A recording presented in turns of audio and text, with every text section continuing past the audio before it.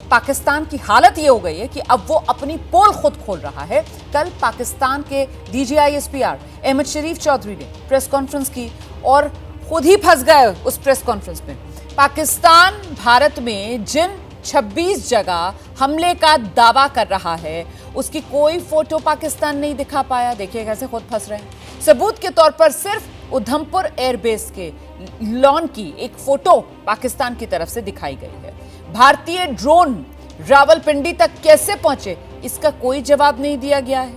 भारतीय DGMO द्वारा दिए गए सबूतों का कोई जवाब पाकिस्तान ने नहीं दिया। पाकिस्तानी सेना ने ड्रोन द्वारा किए गए हमलों को भी उपलब्धि मान लिया है। तो कुल मिलाकर ये पाकिस्तान की हालत है। खुद पाकिस्तान के जनरल मीडिया के सामने आ रहे हैं और अपनी पोल खोल रहे हैं।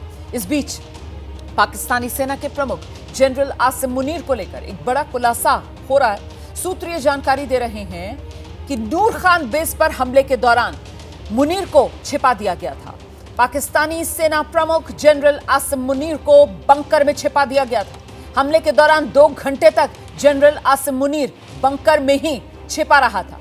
पाकिस्तानी सेना मुनीर का ठिकाना बदलने की तैयारी कर रही है। ये बड़ी खबर है जो हम आपको दे रहे हैं। सीधे आपको लेकर चलेंगे। हमारे साथ हमारे सहयोगी आशीष इस वक्त मौजूद है और जरा आशीष से जानते हैं। आशीष, नूर खान बेस जिस वक्त भारत ने इस बेस पर हमला किया, क्या उस वक्त इसी बेस पर जनरल आसिम मुनीर मौजूद था जब उसे बंकर में छिपाने की नौबत आई? देखिए, रावलपिंडी में रोमाना पाकिस्तान आर्मी का हेडक्वार्टर है और जिस तरह से नूर खान एयरबेस को निशाना बनाया गया था और DGISPR की तरफ से कल बड़े बड़े क्लेम्स किए जा रहे थे, उसके बाद भारत ने पलटवार करते हुए ये बड़ा खुलासा किया जो हमें सोर्सेज बताते हैं। उसके मुताबिक संभवतः पाकिस्तान आर्मी चीफ को इस दौरान बंकर में छुपा करके रखा गया। और दूसरी बड़ी जानकारी जो जिसका आप जिक्र कर रही थी, इस तरह के इनपुट्स हैं कि अब पाकिस्तान आर्मी चीफ आसिम मुनीर को सुरक्षा प्रदान करने के लिए ऐसी स्थिति में जबकि भारत ने बड़ा करारा पलटवार किया था, उसका ठिकाना भी बदला जा रहा है पाकिस्तान में। ये अपने आप में बड़ी बात है कि भारत किस हद तक स्ट्राइक बैक करने में कामयाब हुआ कि उसका जो खौफ है, उसका जो डर है, वो राइट ऑन टॉप तक गया, पाकिस्तान आर्मी चीफ तक। इस तरह के हालात पैदा हो गए थे। आप ठीक कह रही थी बिल्कुल कि ये लेट नाइट जो DGISPR पाकिस्तान आर्मी के प्रवक्ता की तरफ से प्रेस कॉन्फ्रेंस की गई, वो फर्दर पाकिस्तान को उसने एक्सपोज करते हैं। भारत ने बड़ा करारा पलटवार किया है।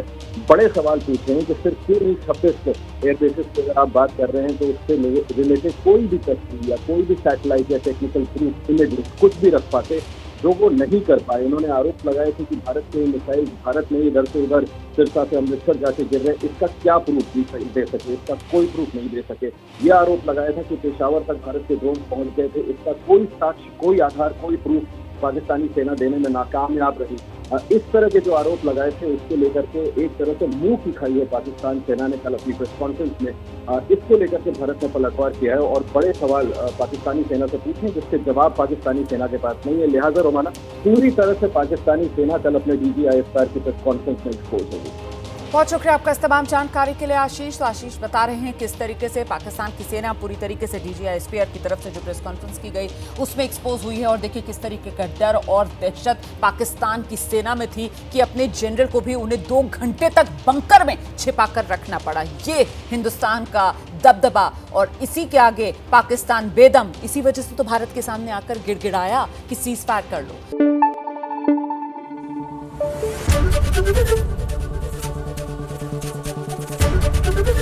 ABP न्यूज आपको रखे आगे।